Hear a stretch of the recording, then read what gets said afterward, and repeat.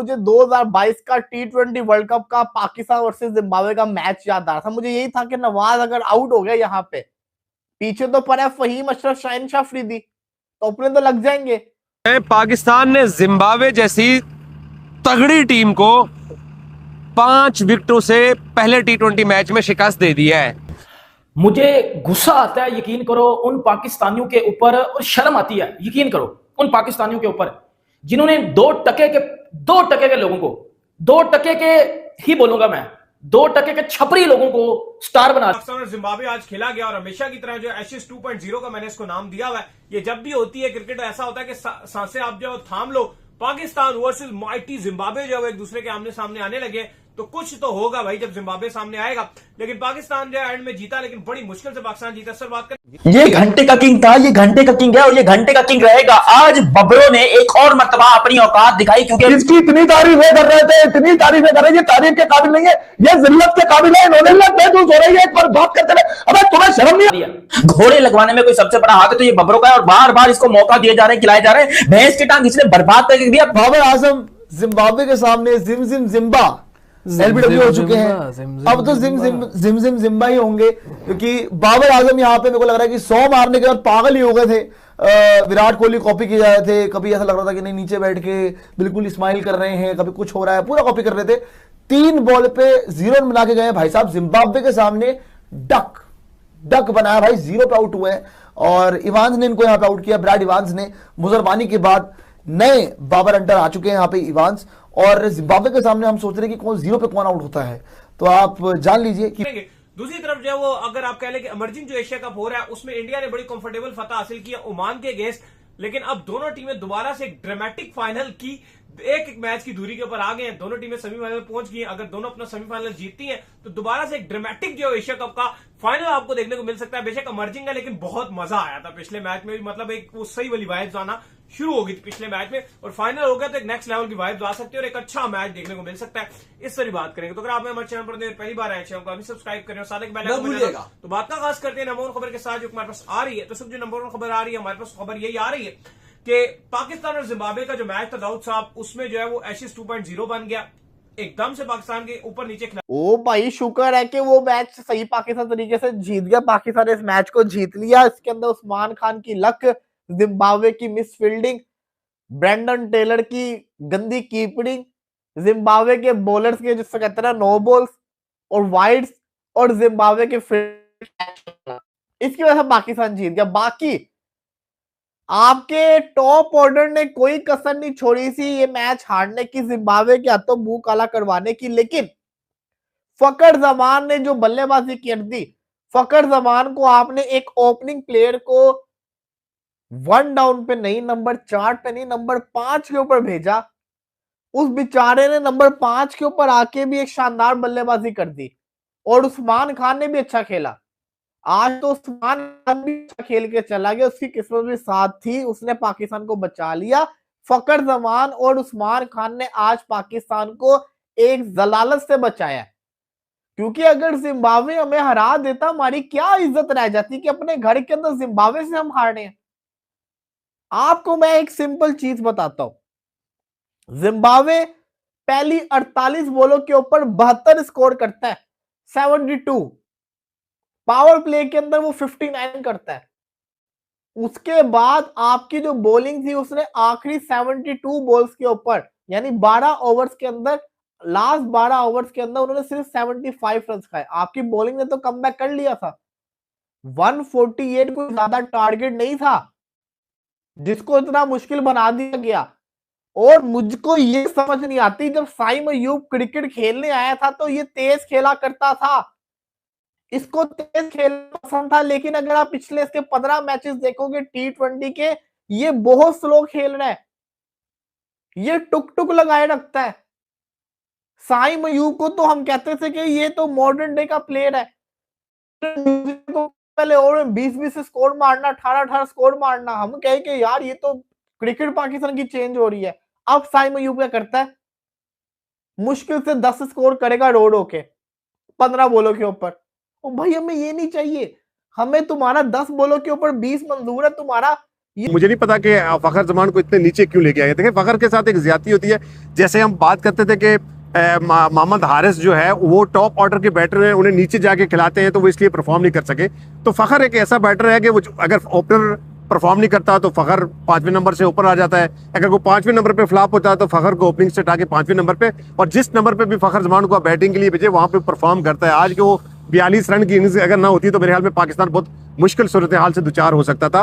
तो फखर जमान जैसा बैटर जो फॉर्म में है, आप फखर की तारीफें करना शुरू हो गए। मैं बाबर आजम के ऊपर जो ट्रोलिंग हो रही है उसके ऊपर मैं बात करना चाह रहा हूं। बाबर आजम डेफिनेटली जब रन्स नहीं करेंगे तो ट्रोलिंग ही होगी ना। आप कह रहे हैं कि ट्रोलिंग अगर रन्स करते फिर भी होती, तो मैं ये कह रहा हूं कि अगर वो रन्स करके ट्रोल होते, पाकिस्तान को जिता के होते तो कोई मैटर नहीं करता, जिम्बाब्वे कोई के बात खिलाफ नहीं थी। उसका बिठा लेते तो क्या हारी थी। आप कर सकते थे ट्राई, लेकिन देखें आप बाबर आजम को 1 साल के बाद आप लेके आए हैं ना, तो 1-2 इनिंग्स उनकी अच्छी आई हैं, तो उनको फॉर्म में आने के लिए आप ऐसा तो नहीं कर सकते कि आप उनको ड्रॉप करते। उनको कॉन्फिडेंस में लाने के लिए आगे बहुत बड़े मैचेस आ रहे हैं, आगे वर्ल्ड कप आ रहा है, तो मेरे ख्याल में बाबर का ड्रॉप तो नहीं बनता था। एग्री, लेकिन जिम्बाब्वे खिलाफ स्कोर ना करके अब उसके दिमाग में ये बात तो होगी कि मैं जिम्बाब्वे के खिलाफ भी 0 पे आउट हुआ। देखिए जो आप बाबर जितना बड़ा प्लेयर है, मुझे नहीं लगता कि किसी एक 0 से या किसी के ट्रोल होने से उसके ऊपर को प्रेशर पड़ सकता है। हाँ वो रन्स नहीं कर रहे थे, अब वो फ्लो में है, अब वो रन्स कर रहे हैं, वो फॉर्म में है। अगर आज रन्स नहीं किए तो मेरे ख्याल में अगले मैच में वो रन्स कर लेंगे। तो बाबर एक ऐसा प्लेयर है, मुझे नहीं लगता कि इस ट्रोलिंग से या इस 0 से बाबर के इनिंग्स या बाबर के कैरियर पे कोई फर्क पड़ने वाला है। बाबर आजम एक बड़ा बैटर है, मुझे लगता है कि आगा दुरुस्त ट्रोल हो रहे हैं। देखिए आगा सलमान अली आगा एक तो रन्स नहीं कर रहे हैं, और दूसरा ये है कि मुझे ये समझ नहीं है कि वो फखर जमान से ऊपर क्यों आ गए। आप अपने 4थे नंबर पे 5वें नंबर पे शिफ्ट कर सकते थे, जिस तरह की आपकी गेम है। और फखर जमान एक इनफॉर्म बैटर है, आप उसको ऊपर भेजते। अब सलमान अली आए वहां पे, अगर यहाँ पे पाकिस्तान मैच आ जाता तो सारी जो मैच की आउट हुए। बाबर आजम का नाम बहुत बड़ा है कैलिबर, लेकिन जिम्बाब्वे ने उनको जो आज एक और दफा टक पर आउट कर दिया, 0 पे आउट कर जो वापस रवाना कर दिया। पाकिस्तान के कैप्टन ने भी विकेट गवाई, तो ऐसा लगा कि भाई ये मैच तो हमसे निकल ही गया। जिम्बाब्वे ने जिस तरह से आगाज लिया तो ऐसा लग रहा है पाकिस्तान को आज वो तोड़ने के मूड में, उनके ओपनर किधर से मैच को खींच कर दिया, किधर ले गए थे। तो शुक्र है मिडिल ऑर्डर से चला नहीं। फिर दोबारा जब जिम्बाब्वे जिस टाइम फील कर रहा था, एक टाइम के ऊपर जिम्बाब्वे ने पाकिस्तान को पकड़ लिया था, इवन लास्ट की दफा में भी जाके पकड़ लिया था, जहां पर उन्होंने नवाज का कैच छोड़ दिया, मिसफील्ड होगी, नहीं तो भाई जिम्बाब्वे को और खड्डा खोद गया था।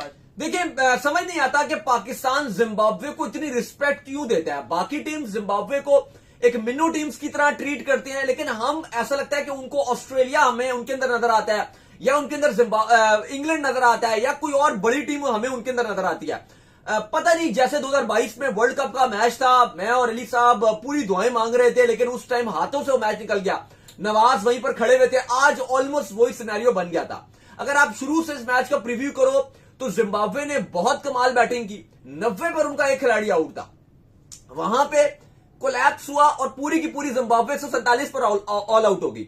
हम तो ये हैरान है कि अगर वो कोलैप्स ना होता, और वहां पे भी चलो सिकंदर रजा के कुछ रन आ गए जिसकी वजह से 147 बना लिए, अदरवाइज जैसे 90 पे एक खिलाड़ी आउट था और सिर्फ 9 साढ़े 9 ओवर थे, ये तो आसानी 180 190 तक जाते हुए नजर आ रहे थे। और अगर वो हो जाता फिर तो आपके ऐसे चीजें निकल गई थी। अब पाकिस्तान बैटिंग करने के लिए आया, 27 पे चलो लगाकर स्टार्ट ठीक ही मिला। 27 पे पहला गया साहिबजादा फरहान, बोल्ड हुए। बाबर साहब 0 पे।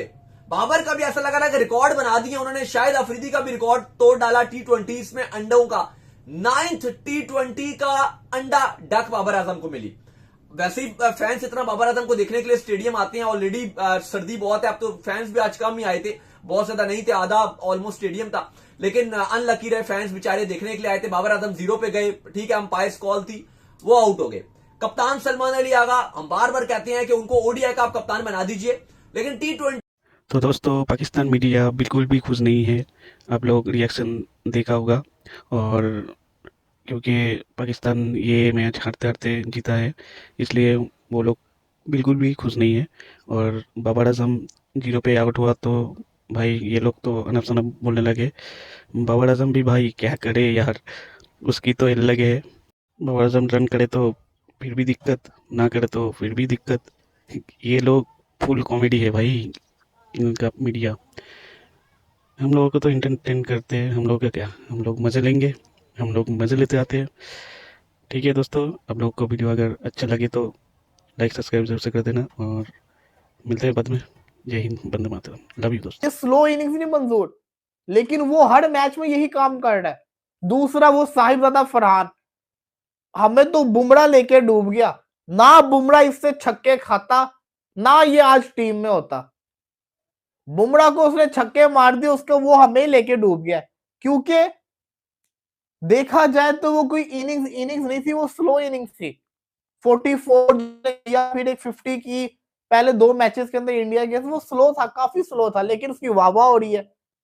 अब अगर आपको मैं साइद फरहान का बताऊं, 16 रन उसने किए 15 बॉलों के ऊपर, जिसमें 3 बाउंड्रीज हैं, यानी 3 बॉलों पे 12 आ गया, 2 सिंगल, 4 बॉलों के ऊपर जिसको कहते हैं ना 14 आ गया और 1 डबल, 5 बॉलों के ऊपर उसका आ गया जिसको कहते हैं 16, ऐसा ही है, बल्कि 6 बॉलों के ऊपर 16 आ गया उसका। बाकी 9 बॉलें उसने जाया की हैं। खेलता है वो पहले ओवर के अंदर 6 बॉलें होती है, 5 डॉट बॉल खेल के 1 चौका मार दिया। ये चीज नहीं चाहिए, हमारा ओपनिंग पेयर ही सही नहीं है, ये बहुत स्लो खेलते हैं। फिर बाबर आजम साहब, अब बंदा मतलब क्या बाबर आजम के सिफर के ऊपर मैं अब बैठ के बात करना शुरू कर दूं, साहबजादा फरहान की मैं शॉट के ऊपर या इनिंग्स के ऊपर मैं क्या बात करूं। कप्तान आगा अपने ऊपर और प्रेशर क्रिएट करते जा रहे हैं और बोझ तले दबते जा रहे हैं। उस्मान खान ने आज थोड़ा अपना प्रेशर रिलीज किया, फखर को 5वें नंबर पे भेजा गया, हालांकि वो 4 पे आने चाहिए थे, जहां पर आगा आउट हुए वहां फखर होते तो शायद आगा एक्सपोज भी ना होते। और बॉलिंग में पहले जो 8-9 ओवर थे 72 रन के ऊपर उनकी हमने पहली विकेट जाके गिराई है, और ये बहुत दिनों से होता आ रहा है हमारे साथ। वनडे मैचेस साउथ अफ्रीका वाले उठा लो, वनडे मैचेस श्रीलंका वाले उठा लो, हम पहले 10 ओवर्स के अंदर कम से कम अगली टीम का पहला विकेट नहीं गिरा पा रहे हैं। ये हमारा पिछले 1-1.5 महीने से ये वतीरा है, लेकिन ओवरऑल रिजल्ट देखा जाए तो वो पाकिस्तान के हक में आया है। बट मैं कम से कम इस जीत को एक कंफर्ट विन नहीं कह सकता, लेकिन एक मार्जिन आपको जिम्बाब्वे को जरूर देना चाहिए कि T20 4 ओवर एक बॉलर का कोटा होता है, सारे जान मारते हैं। बैटिंग में 20-30 रन की इनिंग्स बड़ी इंपैक्टफुल होती है, जैसे आज उस्मान की इनिंग्स जो है ना वो इंपैक्टफुल रही, उन्होंने 1 विकेट रोक के रखा और फखर ने जो है ना वो कुलाड़ियां चलाई और पाकिस्तान जीत गए। सरदार औरंगजेब साहब मेरे साथ मौजूद है। मैं पाकिस्तान के रिजल्ट के ऊपर नहीं जाना चाहता हूँ। बाबर आजम को मैंने आज पब्लिक ओपिनियन भी लिया है लोगों से, वो जिम्बाब्वे के खिलाफ स्कोर करता तब भी ट्रोल होना था, उसने नहीं किया तब भी ट्रोल हो रहा है, क्या है ये?